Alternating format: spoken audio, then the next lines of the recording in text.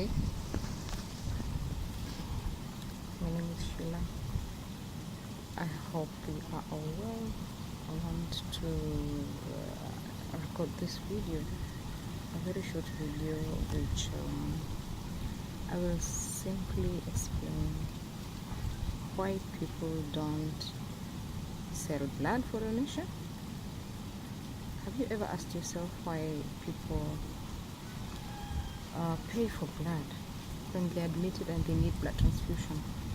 I know this question has been going round and no answers yet. So with my little experience in the medical field, I would like to just simply state a few things which are very important to make you understand that blood for transfusion is not sold, but yet when you check in your bill, you get some amount of money each pint.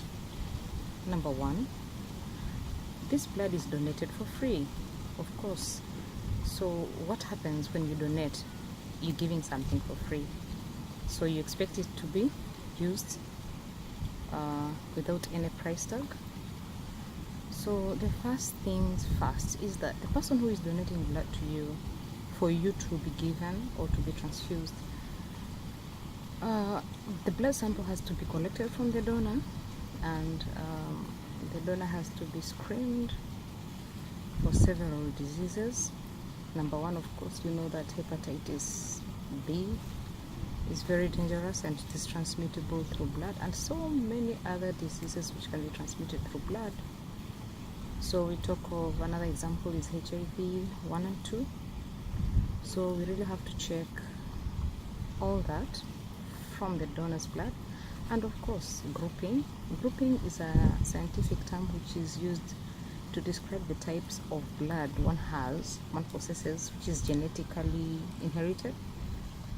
You don't choose to be in one of the groups, so naturally it is something you have.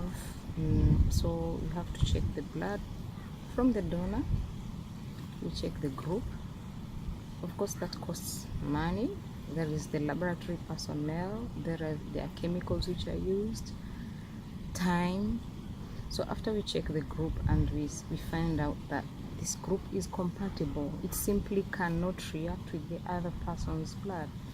Let's say, for example, a simple example is if your blood group A and A positive, and maybe the donor is also A positive, you have to check for that to be sure, so that you don't get blood reaction when you're given the wrong blood which has a different group and rhesus type. To proceed on, when we check this donor and we know that the blood donor's blood is compatible with who is receiving, we go ahead and check all other tests. We also do the venereal diseases, that is STD, sexually transmitted disease tests. Like, for example, one is syphilis. These are the diseases you don't expect to receive from another person's blood, because we'll be doing more harm than good. Also, the laboratory also checks if this blood is of normal cells, of course. If maybe the cells are sickled or anything like that, abnormal cells, they don't give the blood for donation. So after you donate, of course, this blood has to be packaged. Those blood bags also cost some money, so you need to store the blood sufficiently. If it is specific cells which are required, like the platelets, fresh frozen plasma, you have to do separation of the cells. That also costs money. So all those tests, not to forget about malaria. Malaria is a very bad disease, as we all know. It's among the diseases which you can control, but yet is still complicating. It's still giving researchers a problem. So When we test for malaria parasite, we have to make sure that we don't transmit parasites to another patient.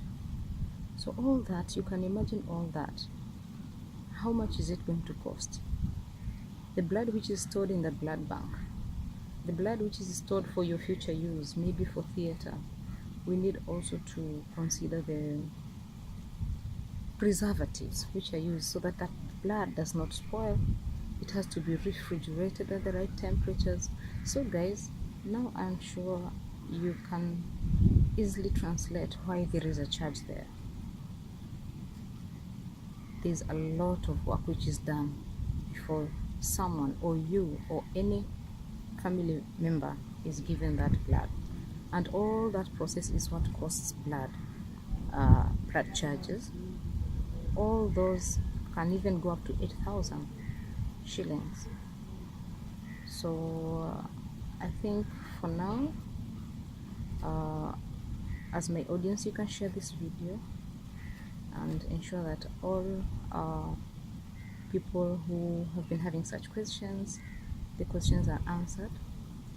And kindly follow me up on my YouTube channel and get more information of all the funny questions you've been having behind your back, behind you, just trying to find out, and people don't tell you, they have no time to explain to you what is happening.